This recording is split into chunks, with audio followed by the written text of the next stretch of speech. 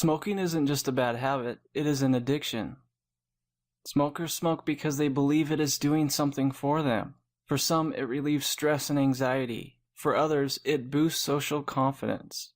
But what if smoking really isn't doing anything for you? What if the reason smokers continue to smoke are the very things that smoking profoundly worsens? Most people smoke to calm the nerves or to relieve tension and stress. But when you take that puff, your heart rate actually goes up, and it puts your brain into a panicky state, activating the amygdala, the fear center of the brain. Smoking actually feeds anxiety, stress, and irritability. It doesn't cure it at all. To smokers, the emotional payoff of smoking right now is always greater than the perceived negative consequences in the future. Just like any other addiction, smoking spikes chemicals in the brain.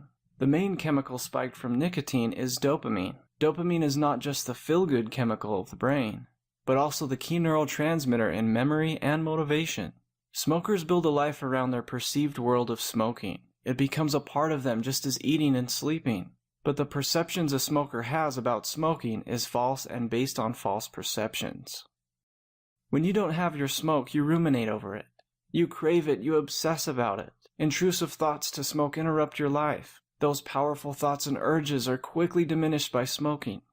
A respite obtained from smoking feeds the assumption that smoking is doing something for you. Most smokers react in a panic when they feel an urge or craving coming on. The urge tells them that they need to do something about it right away. But the thing about urges and cravings for cigarettes is that they are false messages. You do not have to act on them. They are not real needs, although they sure feel like it.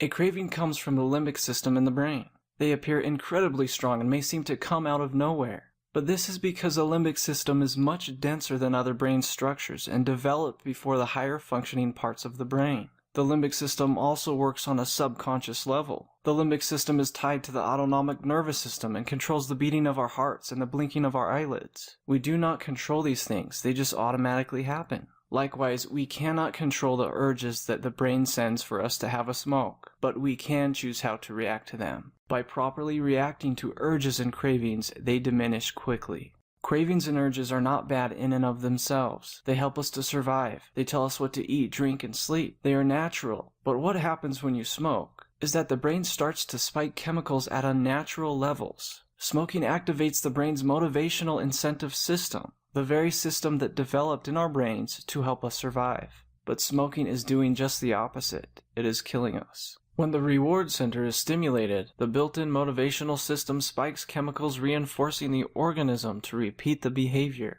For example, if we go too long without food, our brain sends strong signals telling us that we must eat. Similarly, smokers experience these cravings as if they are needing to fill a void, such as hunger. But when it comes to smoking, there is no survival value. Our brain tells us that we need to have a smoke, but you really don't.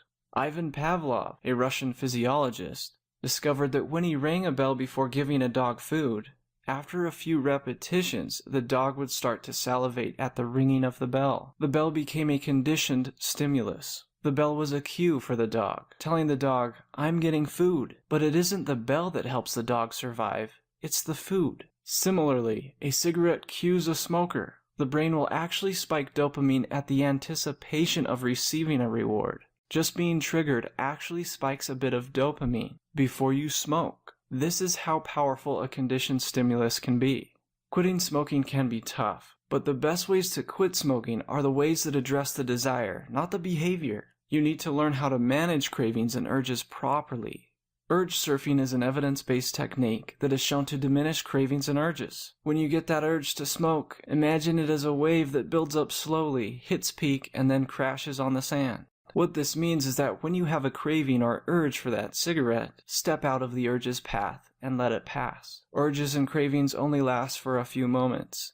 Observe it like a curious scientist without getting caught up in it. In your mind's eye, stand back and gain a third-person perspective. Just observe, do not react. What you may soon find is that the craving or urge is weakening. Try to follow the urge all the way through as it builds up, hits its highest, and then slowly diminishes. It is like a passing wave that you need to ride out. It doesn't last. If you like what you see, click to subscribe for more videos.